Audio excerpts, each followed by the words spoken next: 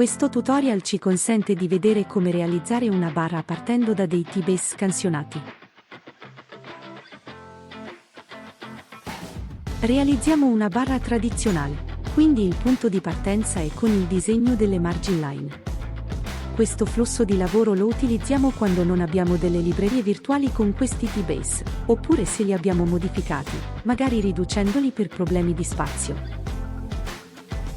Quindi, come abbiamo visto anche per la funzione degli abutment, si innesca una soluzione ibrida, dove nella prima parte viene gestita come una cementata, con riconoscimento del margine.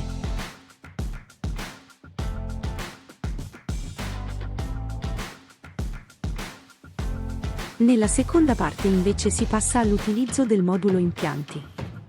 Dal momento che il T-base verrà incollato possiamo dare un asse di inserzione individuale, selezionando il singolo e chiedendo un'inserzione ottimale. Qui possiamo vedere i differenti orientamenti per poi passare all'allineamento del wax-up precedentemente preparato, ricordandoci che nell'eventualità potremmo realizzare al momento un wax-up virtuale. Qui stabiliamo tutti i parametri necessari per la realizzazione dei bordi e dei volumi, che saranno applicati sopra i link di incollaggio, per poi passare alla gestione dell'asse del canale vite.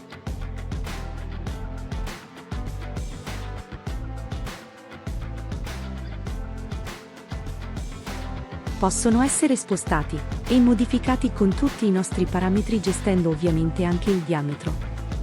Quando vedremo che i canali sono correttamente alloggiati, procediamo scegliendo il tipo di pilastro. A nostro avviso è molto comodo lavorare con i pilastri telescopici data la semplicità della loro gestione. Nuovamente, andremo a dare un asse di inserzione da vista.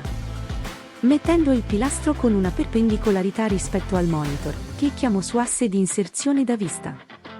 Volendo lavorare sul singolo pilastro accenderemo il pallino rosso in cima alla freccia. Modifichiamo la sezione e l'altezza con i soliti comandi che ormai abbiamo imparato a conoscere, ma che troviamo sempre nella leggenda di sinistra. Applicheremo la modifica a tutti così da avere le medesime dimensioni. A questo punto il sistema ci fornisce una barra standard. Collegando i pilastri, possiamo aggiungere dei punti di ancoraggio per il controllo, potendola muovere in tutte le direzioni, ma non solo. Esiste la possibilità di agire sulla sezione, quindi da un punto di partenza in una barra rettangolare, possiamo cambiarne altezza e larghezza.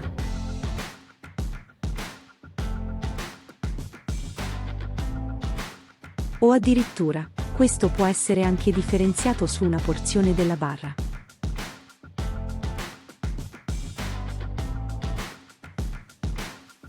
Alla porzione di contatto gengivale, verrà tolta l'intersezione con i soliti strumenti, togliendo tutto ciò che è a contatto con la mucosa, e creando un profilo di barra perfettamente aderente.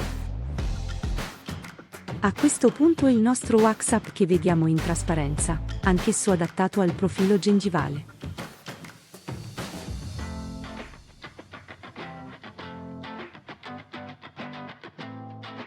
Possiamo decidere di creare dei fori anche sul wax-up stesso.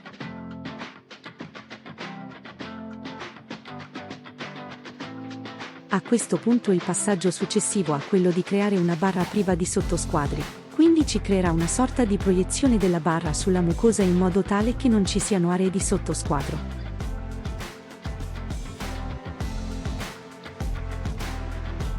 Intravediamo quella parte rosa sottostante. Possiamo andare a rivedere tutta la parte di wax-up decidendo di allungarlo dove serve aggiungendo materiale, come in questo caso, dal momento che il volume della barra ha reso il wax-up non sufficientemente coprente. Quando siamo pronti diamo l'ok per procedere con la sottrazione booleana, ovvero il volume della barra scarterà completamente il nostro wax-up, lasciandogli lo spazio della barra stessa. Ora possiamo decidere se forare o meno la struttura per eventualmente avvitarla sopra la barra stessa.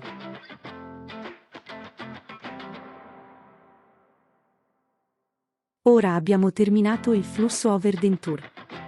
Siamo pronti a trasferire i file alla produzione. Ovviamente avremmo potuto costruire sui T-base da scansione anche una barra telescopica. Questo flusso è possibile vederlo nel prossimo video dedicato alla barra costruita su Scan Abutment.